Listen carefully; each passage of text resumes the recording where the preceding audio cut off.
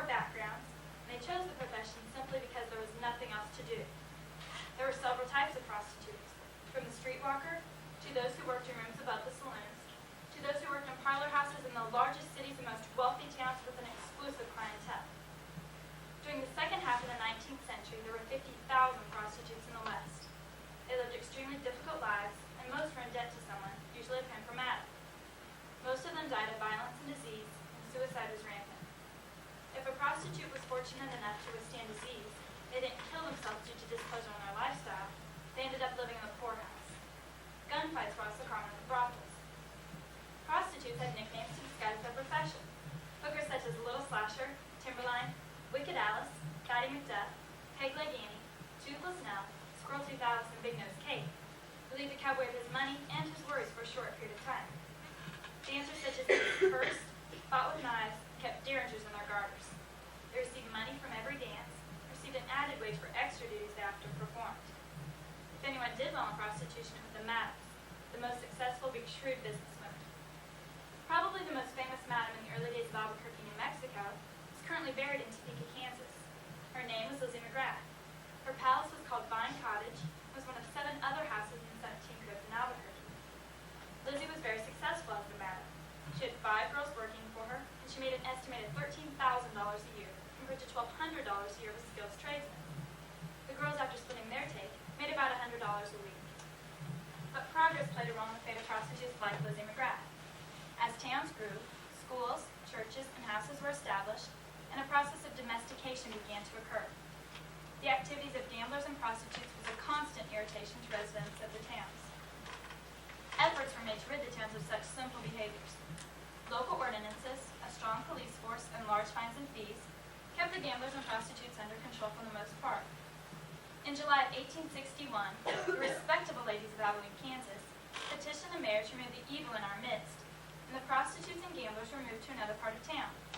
But the proprietors of the gambling establishments and brothels thoughtfully laid on an omnibus service for the benefit of their clients.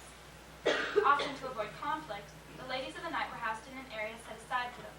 And like Abilene, most other cow towns went through a period of lawlessness and depravity that outraged its citizens.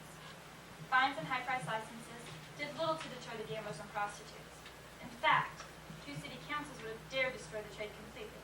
The fines helped pay for the police force and other social needs that otherwise had to come out of the ordinary citizens' pockets.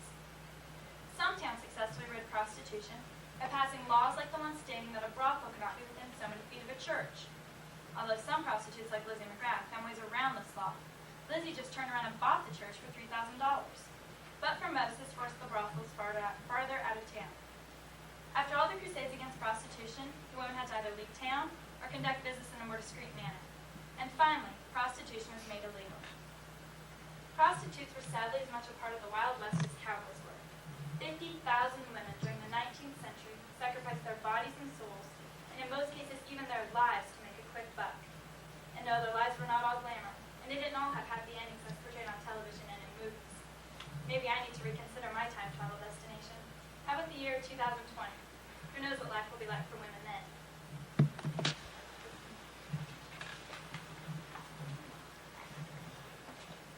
A summer evening, peanuts, popcorn, Fritos, Cracker Jacks, Baby Ruths, marshmallows, beef jerky, Slim Jim, and Lone Star beer.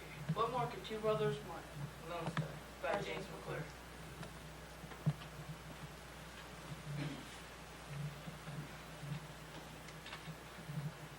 Starlight, star bright, 25th star I see tonight. I wish I may, I wish I might have this wish I. Starlight, star bright, 26th star I see tonight. I wish I may, I wish I might have this wish I. Oh! You all right, Doc? It's all right, what? It's just left me. Roy, you out here? Is that you, Roy? No, it's Dale Evans, Queen of the West. Have you passed out? Nope, I was just killing myself. Drunk, Roy? Is it Friday night, Ray? It's Friday night, Roy. Well, then I'm drunk, Ray. You take my wife home for me? Yeah. Good. Can I take you home? A little while. I've been at the Angels. Yeah, I figured. Want to go back in there? What for? Lights, music, conversation.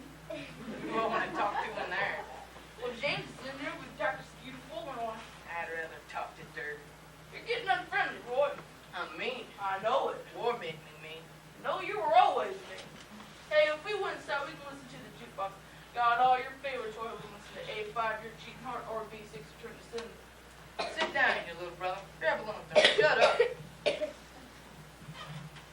We done a lot of growing up around here. When I was in Vietnam, I used to say to myself, Roy, if you ever get back to Maynard, Texas, you go out back of Angels like you and Wayne Wilder used to do. Remember Wayne?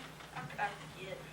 You grab yourself a case of Lone Star beer, some peanuts, some popcorn, some Fritos, some Cracker Jacks, and all the beef jerky and Slim Jims you can put your hands on. You got some Mars bars out here? You just lean back and look at the land and listen to the cars go by on the highway. You don't know how many times I thought about that. I promised myself that'd be the first thing I do is get drunk back to Angels. Now, I'm doing it. Well, you've been back 2 years now, Roy.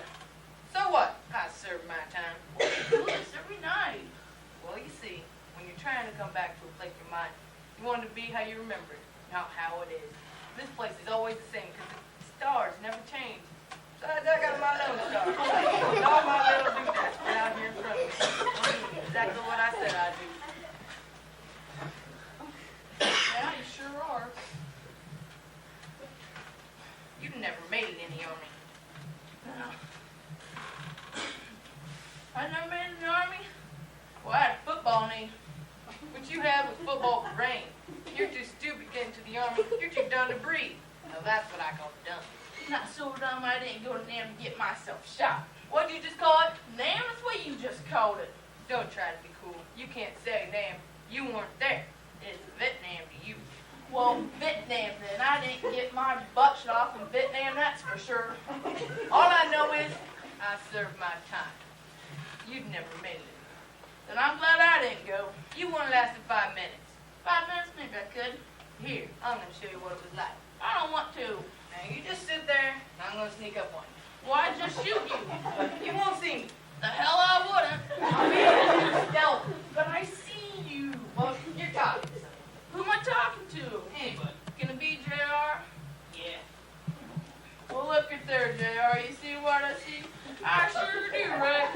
Looks like an American soldier. Reckon we better shoot him. Look, you're talking to your friend Gung Ho, and you don't see me, Well, howdy, Gung. Long time no see. How's the wife and kids? What's that you said? No, I understand Chinese. There you go. Now you see the whole time I'm sneaking up on you, but you don't see me.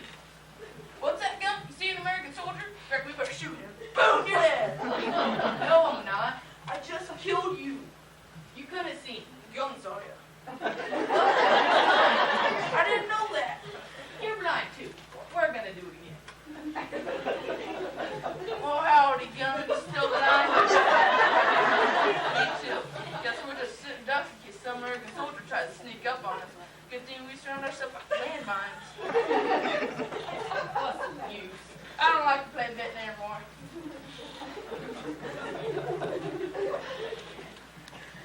Where is everyone? Well, James and Cletus are inside. No, I'm not talking about them. I'm talking about my friend from Ford. Guys used to go down to Dallas to pick up chips. We had ourselves some time. Well, the crowd done gone, Roy. Where is everyone? Where's Del Henry? He got married with the sniper. I know, but I'm just talking out loud. And then there's Old Wayne. Old Wayne. Never see his life again. Biggest hellraiser the town ever saw. Guess he's still down in Huntsville. Be up 2 years, good behavior. Now, Wayne was smart. Remember, he got out of the army by shooting off his toe. Blew up half his foot. Everyone I know either got married and moved to Oklahoma, shot off their toe. Not getting Wayne was mean. Now, what would make you say a thing like that? Hit me in the head of the hoe. Probably trying to teach you something. Probably had a moral to it. What kind of moral can it be when someone hits you in the head of the hoe? I ever tell you about the time me and Wayne went down to Bossier City, Louisiana? About 100 times. Bossier City. Kind of got a sound to it, don't it? Bossier City. Biggest strip of nightclubs between Vegas and Miami Beach. One morning, 1967, Wayne comes up to me and says, Roy, we can get drunk in Maynard or we can get drunk in Bossier City. So we drove to Louisiana. Now I tell you, Ray, as soon as we got there, just like that, wham! Things started to happen. What happened? We saw a car wreck. Wow. That's nothing. We saw 3 before the night was over, and we was 2 of them. Wayne was a hell of a driver. I tell you, we started at one end of the Bossier Strip and worked our way to Club Flamingo, Log Cabin Club, Kim's Lounge, and the Mere Kimmy's Whiskey Go Bell. Yeah, 3 dance floors are lit up. Did you dance? You know I don't dance. But Wayne danced. Did you get in any fights? Yeah, we got kicked out of the Aces Lounge and Mr. Torch for fighting.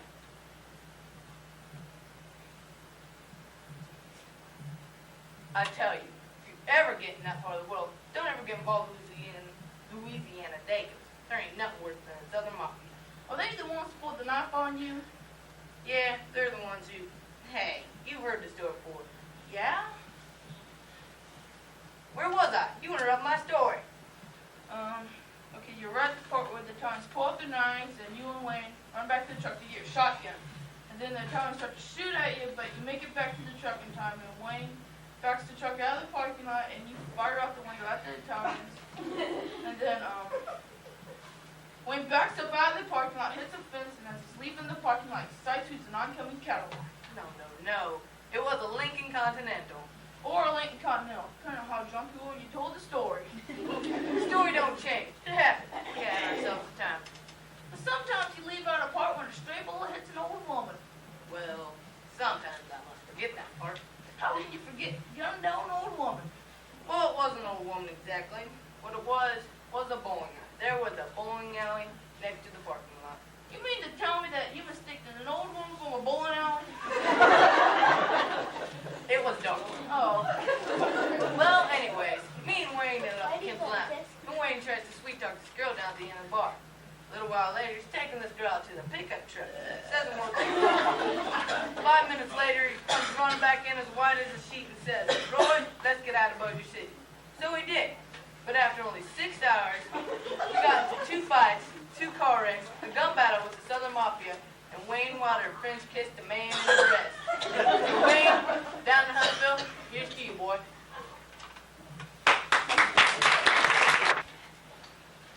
In our lives, there are moments that are so special they will never be forgotten.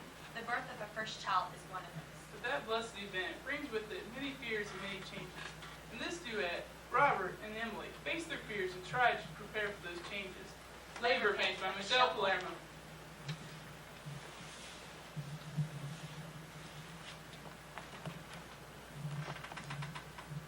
Sorry it took so long, but I couldn't find the M.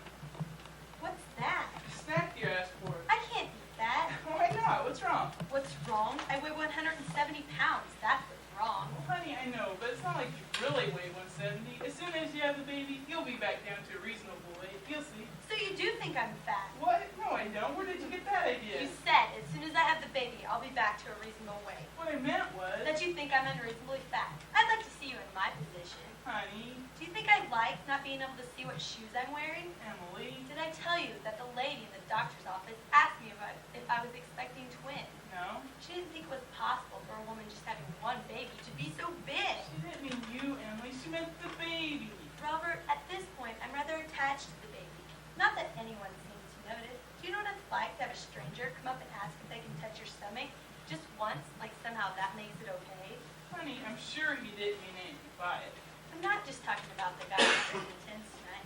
People do it all the time. And do you know why? Probably because it Because in our society, Robert, it's a terrible thing that I've noticed. But in our society, pregnant women are public property. Honey, I think you're just overtired. It's been a long night. Maybe you should just try to relax. That's exactly what I'm talking about. Everybody's always telling me what I should do or anything else that pops into their head.